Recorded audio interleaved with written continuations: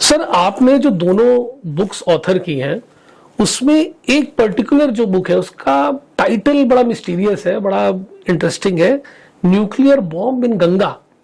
तो क्या है सर ये टाइटल, कहाँ से आया है, क्या स्टोरी है इसकी, कुछ अपने दर्शकों को बताएं, बाकी हम लिंक डाल देंगे ताकि आप किताब को खुद भी पढ़ सकें। सर ये एक ऑपरेशन किया था हमारी CIA ने, और उस वक्त 65 में IB हुआ करती थी, रॉ नहीं हुआ करती थी। CIA मतलब अमेरिकन एजेंसी ने और आप इंडियन एजेंसीज ने मिलके। हुआ क्या था, चाइना ने 1965 में शिनजियांग एक इनका प्रोविंस है हिमालय के दूसरी तरफ, वहां पे एक न्यूक्लियर ब्लास्ट किया। Okay sir. तो ऑब्वियसली इंडिया वाज कंसर्न, और अमेरिका तो दुनिया का दादा है, तो उसको तो भी इस बारे में एंजाइटी थी कि क्या आगे आगे इसका क्या न्यूक्लियर प्लान है चाइना के।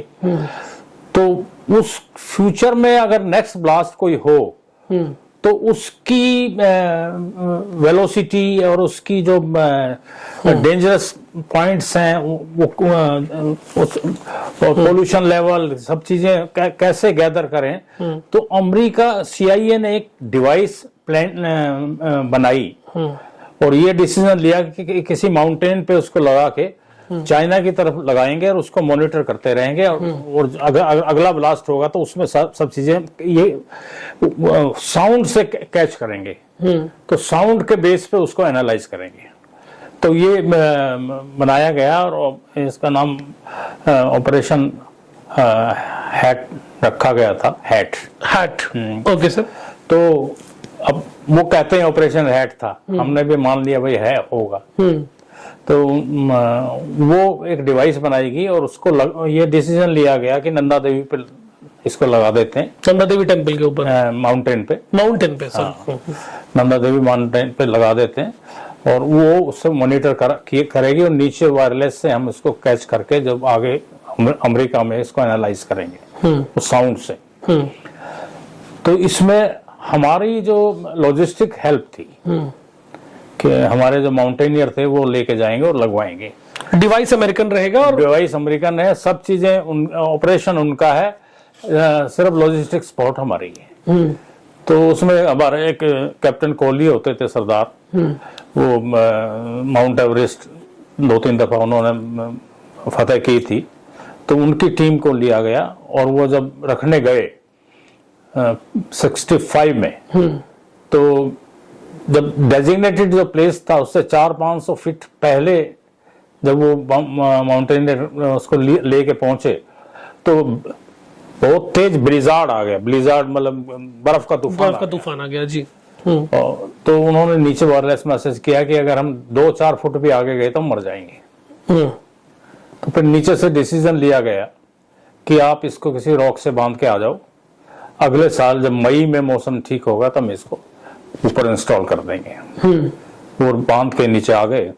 अगले साल जब मई में वो उसको ऊपर रखने के लिए गए तो वो रॉक जिससे उसको बांधा था वो टूट चुकी थी और वो सारे इक्विपमेंट्स वगैरह नंदा देवी ग्लेशियर नीचे था जी, उसमें गिर गए थे। ओ तो ये उसको अगले 3-4 साल ढूंढते रहे, अमेरिकन्स ढूंढते रहे, अमेरिकन्स भी, हमारे इंडियंस भी, सब मिलके इस पे 3-4 सीक्रेट ऑपरेशन था, उसको ढूंढते रहे, लेकिन वो नहीं मिली।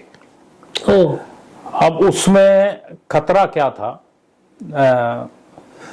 कि वो कैसे एक्सपोज हुई वो भी आपको बताऊंगा सर। कि उसमें जो ऊपर इंस्टॉल करने के लिए एक वो डिब्बी बनाई गई थी, उस डिब्बी में एक न्यूक्लियर रेडिएशन मटेरियल है Pu-238। Okay sir. वो डिब्बी के अंदर था और उसको ऊपर लगा के वही मॉनिटर करता सारा।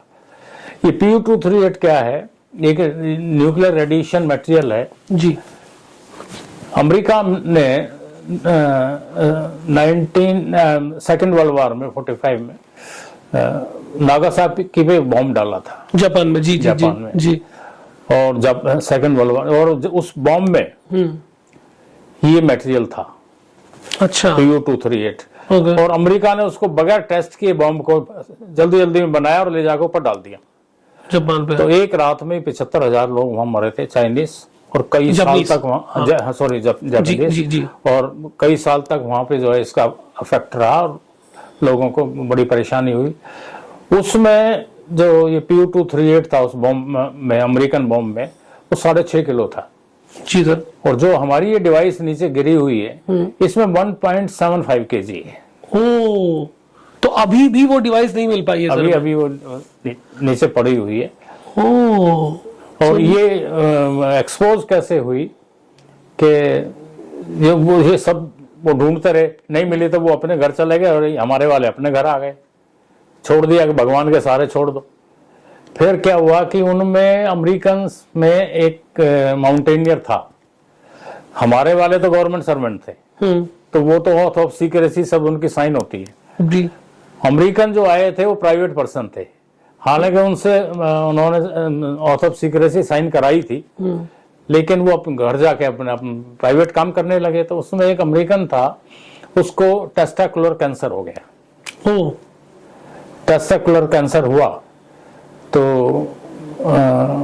उसने कहा कि ये एक मैगजीन में उसने इंटरव्यू दे दिया और कहा कि वो जो रेडिएशन मटेरियल था, वो इक्विपमेंट था, मैं उससे टच हुआ था और उसमें रेडिएशन मटेरियल था, उससे मुझे हुआ है। अच्छा।